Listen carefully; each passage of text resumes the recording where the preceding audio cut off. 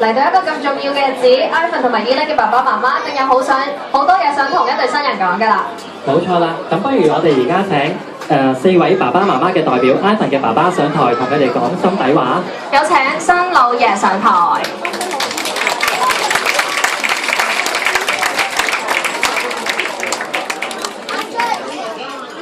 即係首先非常之多謝各位親友啦，抽空今晚出席佢哋嘅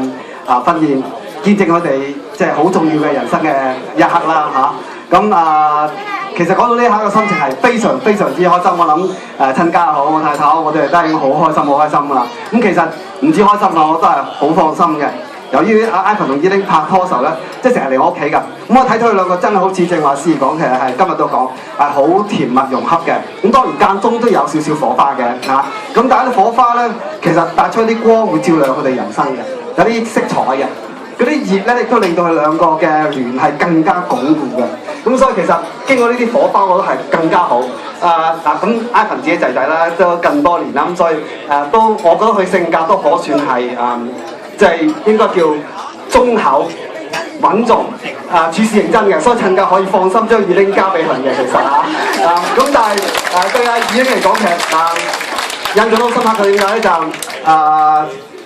喺我自己感覺之中，佢性格好爽朗啊、活潑啦，咁成日聽到啲哈哈笑聲啦，發面嘻嘻咁笑啦，咁所以咧就我都開心咗嘅同埋辦事真係好有效率、好有條理，咁所以其實我都好欣賞佢啦咁所以有時我見到佢兩個咧，我心就雖然唔係好似即係話我冇見女婿咁流晒口水啦，但係係好甜嘅，都見到幾好